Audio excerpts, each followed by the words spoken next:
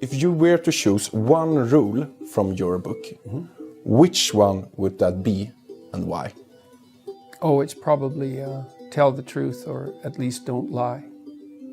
And the reason for that is that that's a very good starting position to straighten out your life. It's really helpful to be careful about what you say and to not say things that you know are false. Never?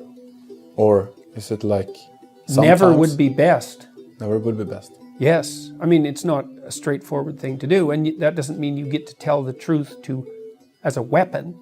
That's not the truth. That's a partial truth masquerading as truth to use as a weapon. I mean, you have to be sophisticated about it. But it's very useful to discipline yourself not to use your language in a manipulative manner. It doesn't work. It's a very, very bad medium to long-term strategy.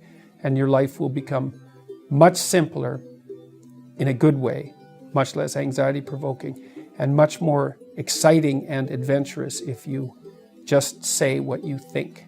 Or even more importantly, don't say things you know to be untrue. One suggestion I have for people is that they listen to what they say and feel how it makes them feel physically.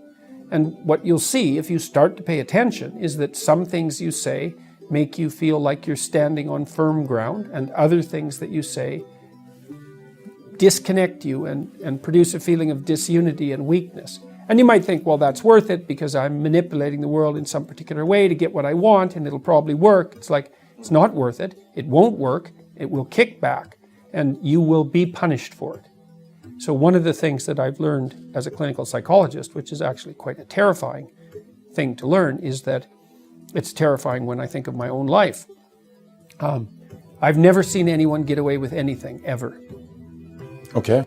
Everything you do that you know to be wrong will absolutely come back and haunt you, and usually in a magnified way. And so it's very useful to know that and to be terrified enough of that so that you become careful with what you say. And how is that possible? Well, I don't know if it's possible perfectly, but you can always chase an ever-receding goal. I mean, you can certainly not lie. That's possible.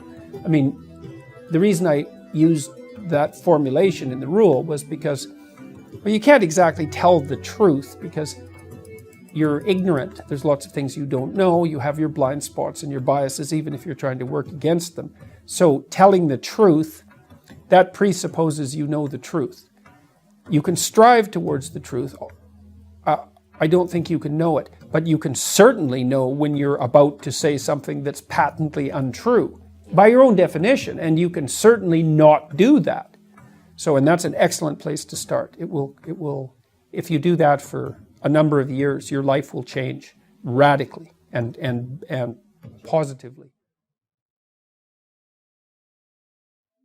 I'm going around everywhere I can, suggesting to people, for example, that they adopt more responsibility and that they try to develop a vision for their life and that they try to tell the truth. And of all three of those things, the only idea really that competes with the truth as in terms of potency is the idea that you should strive to be positively predisposed towards being, towards existence, despite its fragility and suffering. So classically speaking, the two highest virtues are truth and love. And it's difficult to put one of those ahead of the other. Love means something like hoping and striving for the best for things, despite the fact that they're inadequate and damaged and perverse and often malevolent. And that's part of, say, love your enemies, is, well, what do you want for your enemies? Well, you might say you want their defeat.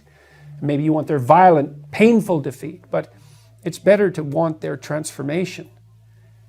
It's better in all regards to want that and to hope for that and to act towards them in a manner that might facilitate that.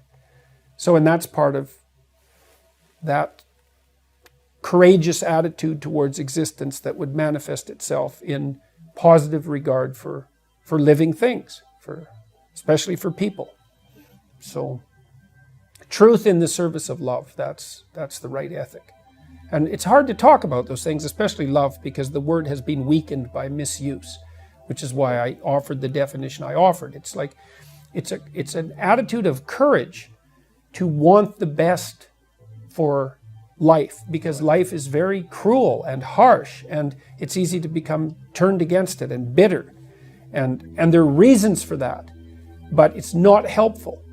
It's wrong, despite the fact that there are reasons for it. Bitterness is of no utility. So even though, I've met many people who've had very, very hard lives, and to see them become bitter is not a surprise. But there's no utility whatsoever in it. All it does is make it worse. So grin and bear it, so to speak. And that's part of aiming upward. And it is an attitude of courage, a voluntary attitude of courage.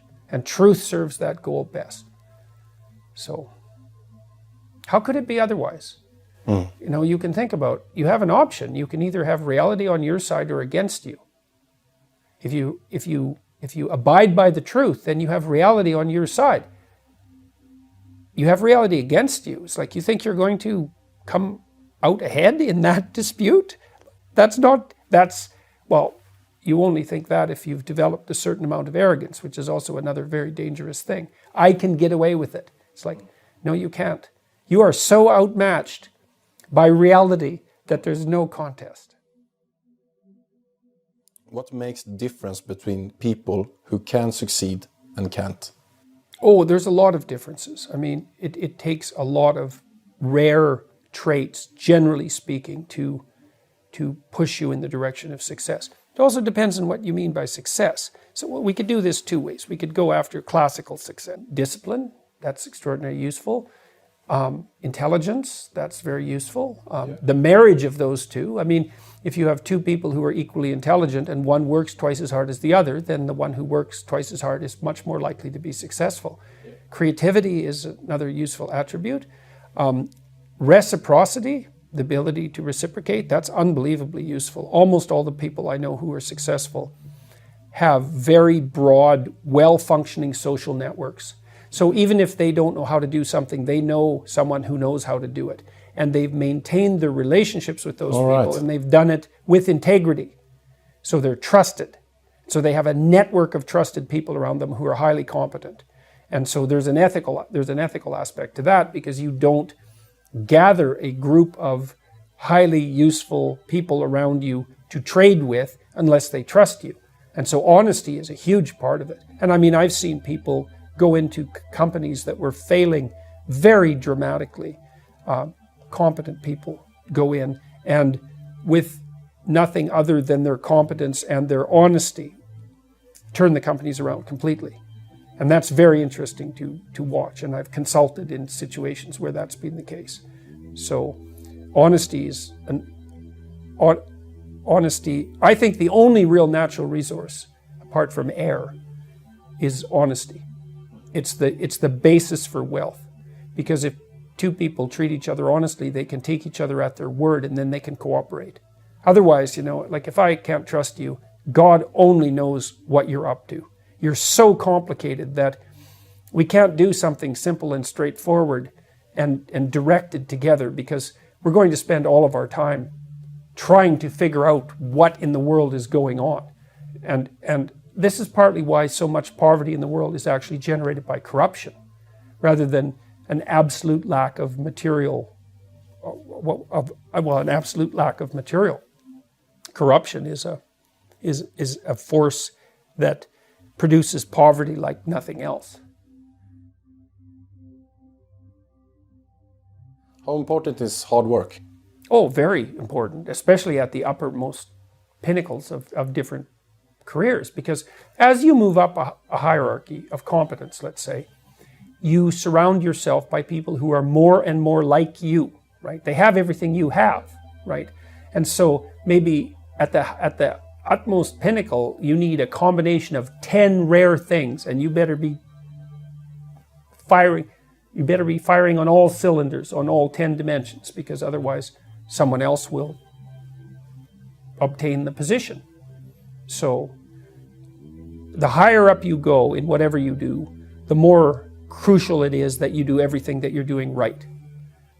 People get taken out. You know, you see people very frequently, entertainers, for example, very, very talented people, and disciplined even. And, you know, and very social, too. Social, sure, exactly. And they have a drinking problem, for example, and they're done.